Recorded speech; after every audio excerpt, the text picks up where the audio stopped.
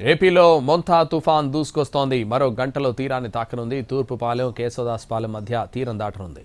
సరిగ్గా సాయంత్రం 6 గంటలకు ల్యాండ్ ఫాల్ ప్రక్రియ మొదలై రాత్రి 11 గంటల వరకు కొనసాగనుంది. తుఫాన్ తీరం దాటడానికి దాదాపు 5 గంటల సమయం పట్టనుంది. ఈ 5 గంటలే అత్యంత కీలకం. తుఫాన్ తీరం దాటే సమయంలో ప్రచండ గాలులు వీచే అవకాశం ఉంది. గంటకు 100 నుంచి 110 కిలోమీటర్ల వేగంతో భీకర గాలులు వీస్తాయని ఐఎండీ అంచనా వేస్తోంది.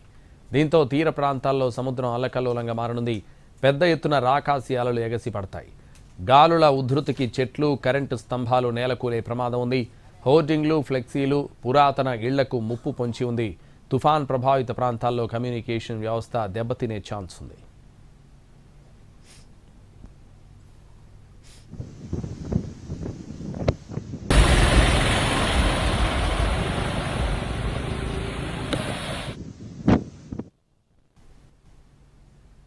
ఇప్పటికే విశాఖ, కాకినాడ, మచిలీపట్నంలో తుఫాన్ ప్రభావం స్పష్టంగా కనిపిస్తోంది.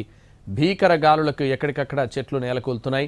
పలుచోట్ల రోడ్లకు అడ్డంగా విరిగిపడడంతో వాహన రాకపోకలు నిలిచిపోయాయి. ఇదే విషయానికి సంబంధించి మరింత సమాచారం విశాఖ నుంచి మా ప్రతినిధి చిరంజీవి లైవ్లో అందిస్తారు. చిరంజీవి,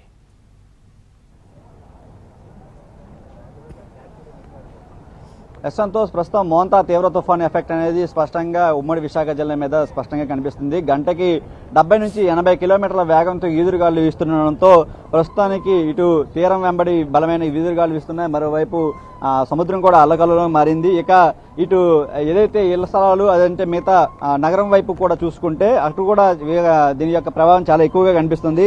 దీని ప్రభావంతో భారీ ఈదురుగాళ్లకు భారీ వృక్షాలు కూడా నేలకు ఒరుగుతున్నటువంటి పరిస్థితి కనిపిస్తుంది. మరోవైపు ఇటు అనకాపల్లి జిల్లా మీద ఎస్రాయవరం మండలంతో పాటు గోకులపాటు జాతీయ రహదారి పైన భారీ చెట్టు కూడా కుప్పకూలింది. దీని ప్రభావంతో అయితే మాత్రం విశాఖపట్నం నుంచి రాజమండ్రి వైపు వెళ్లేటువంటి మార్గంలో మొత్తం చాలా వరకు వాహనాలన్నీ కూడా నిలిచిపోవడం జరిగింది. కిలోమీటర్ల మేర ట్రాఫిక్ కూడా అంతరాయం ఏర్పడింది. అంటే చాలా వరకు పెద్ద పెద్ద వృక్షాలన్నీ కూడా రోడ్డుకి ఇరువైపులు కూడా పడిపోయేవి. అటు రాకపోకలకు తీవ్ర అంతరాయం కూడా ఏర్పడింది.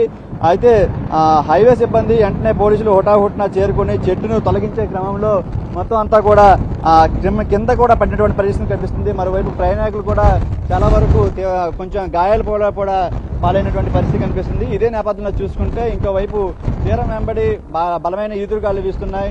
దాంతోపాటు ఇటు నగరంలో కూడా కొండ చర్యలు, ఈ భారీ వర్షాలకు అన్నింటినీ కూడా కొండ చర్యలు కూడా క్రమంగా ఒరిగిపోతున్నటువంటి పరిస్థితి కనిపిస్తుంది. పెద్ద పెద్ద రాళ్లన్నీ కూడా రోడ్ల మీద పడుతున్నాయి. చుట్టూ చాలా వరకు చాలా ఎక్కువగా డ్యామేజ్ కనిపిస్తుంది. ఇటు తీవ్ర తుఫాను ఎఫెక్ట్ అనేది స్పష్టంగా విశాఖ మీద కనిపిస్తుంది. మరోవైపు నగరంలో కూడా పెద్ద పెద్ద వృక్షాలతో పాటు చెట్ల కొమ్మలు, కరెంటు స్తంభాలన్నీ కూడా నేలకి ఒరుగుతున్నటువంటి పరిస్థితి. గాలుల తీవ్రత క్రమంగా పెరుగుతూ వస్తుంది. మరోవైపు మనం చూస్తున్నాం ఇప్పుడు ప్రస్తుతానికి ఫిషింగ్ హార్బర్ వద్ద ఉన్నటువంటి పరిస్థితి చూస్తే మరోవైపు మత్స్యకారులంతా కూడా చాలా ఆందోళన వ్యక్తం చేస్తున్న పరిస్థితి. ఎందుకంటే చుట్టూ కూడా చూసుకోవచ్చు 700 నుంచి మరబోట్లతో పాటు పడవలు అన్ని కూడా ఉన్నాయి.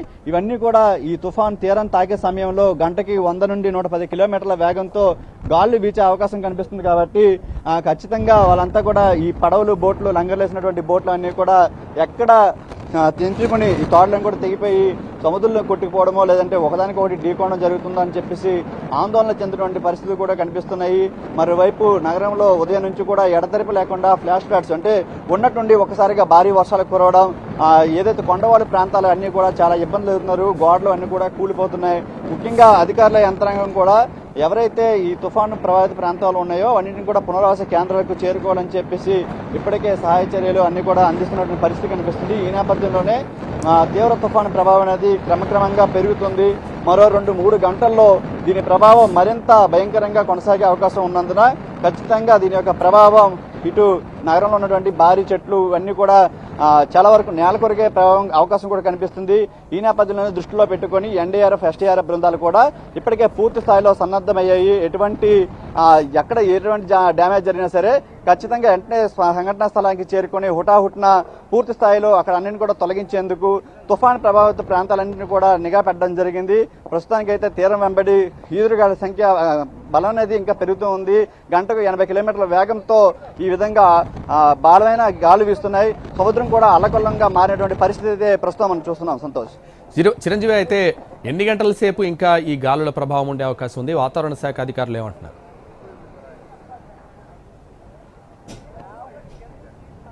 మొత్తానికైతే వాతావరణ శాఖ అధికారులు తాజాగా విడుదల చేసినటువంటి బులెటిన్ ప్రకారం ఈ గాలుల తీవ్రత అనేది ఇంకా రానున్న ఒక 5-6 గంటల వరకు చాలా వరకు బీభత్సంగా ఉండేది. ఎందుకంటే తీరం వెంబడి బలమైన గాలులు ఇది ఉదయం నుంచి కూడా 40 నుండి 50 కిలోమీటర్లు, 50 నుంచి 60 అలా 2 గంటలకు ఒకసారి తీవ్రత పెరుగుతూ వస్తుంది.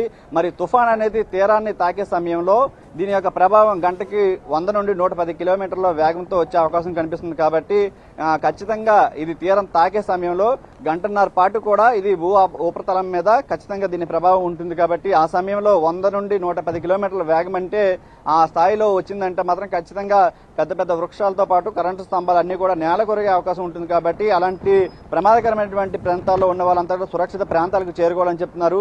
ఈ గాలుల తీవ్రత అనేది మరి క్రమక్రమంగా పెరుగుతుంది. ఉదయం నుంచి కూడా చూసుకుంటే ఇప్పుడు ఈ తీవ్రత మనం చూస్తున్నాం. ప్రస్తుతం ఇటు ఫిషింగ్ హార్బర్ వద్ద ఉన్నటువంటి పరిస్థితి చూసుకుంటే బోట్లన్నీ కూడా జట్టీలన్నీ కూడా ఆల్మోస్ట్ జట్టీకి సంబంధించి ఒక వైపుకు అలా చేరుకుంటున్నాయి. ముఖ్యంగా ఎందుకంటే ఒకదానికి ఒకటి బలంగా ఢీకున్నాయంటే ఖచ్చితంగా ఇవన్నీ కూడా డ్యామేజ్ వచ్చే అవకాశం కనిపిస్తుంది. గతంలో కూడా ఇటువంటి తుఫాన్లు చూసినటువంటి మత్స్యకారులంతా కూడా ఇప్పుడు గంటకి 100 నుండి 110 కిలోమీటర్ల వేగం అనేసరికి చాలా వరకు వాళ్ళు భయాందోళన చెందుతున్నటువంటి పరిస్థితి కనిపిస్తుంది. మరి తీరాన్ని తాకే సమయంలో అయితే మాత్రం గాలుల తీవ్రత చాలా బీభత్సంగా ఉంటుందని వాతావరణ శాఖ అధికారులు పలుమార్లు హెచ్చరిస్తున్నారు.